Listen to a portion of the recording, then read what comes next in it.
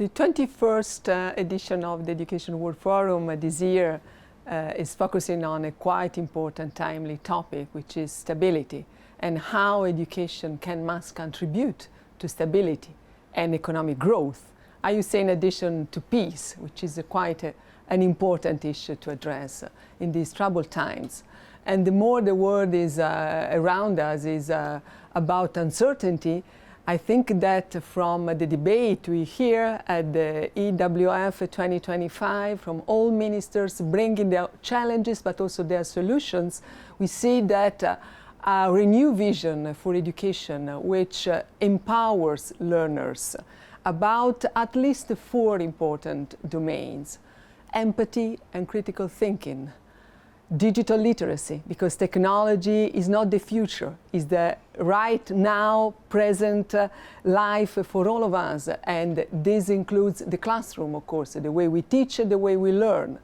Environmental literacy, because climate change and climate shocks are around us, and young people want to know better and more, and teachers want to feel more comfortable to teach these important topics. And finally, civic education, democratic participation. That's what the school is about. So I think that the way we see the 21st edition of this EWF is quite encouraging, as it's an open platform, an open space for making these challenges an opportunity to find solutions.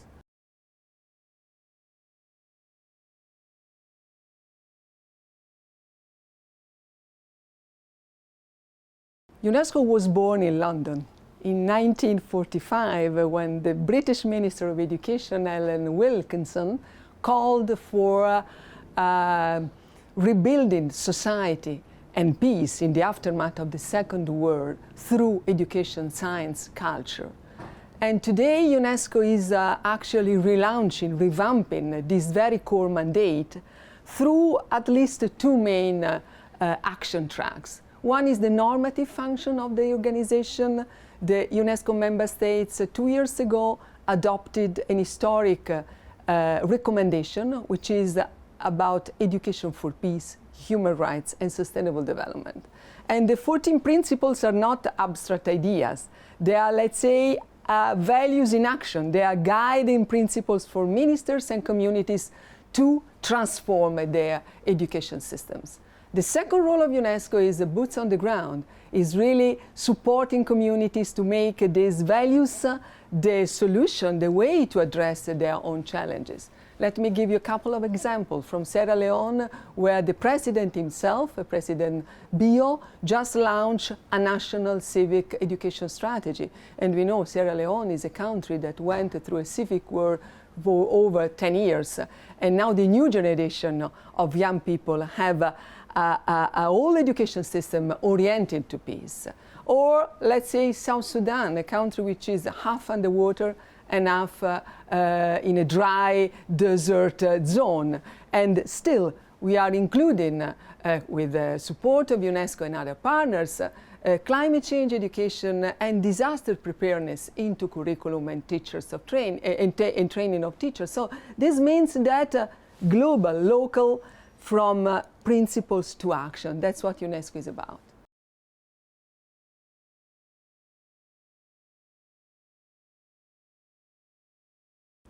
The topic of this forum is stability for economic growth. And I think that stability is not the antonym of change. The kind of stability we are looking for, and where education can be very much the part of the solution, is to make, through learning, to teaching, to a transformative model of learning and teaching, people, young people especially, ready to change, responsive to change. I see the new trends in a few words around 3 main, let's say, important topics.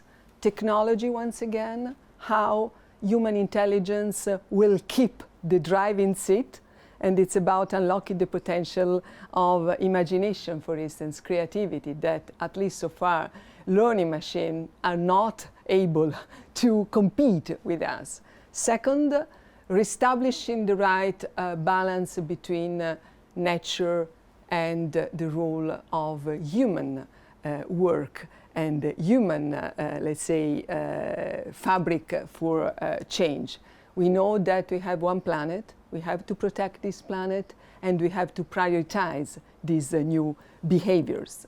And the third, last but not least, I think it's very much how we behave each other, how we respect each other, how we find this human solidarity as the red line, the common, let's say, mission we have. Once again, we go back to London when 8 years ago, it's an important anniversary, by the way, this year, 8 years ago, a minister of education called the international community to start from there.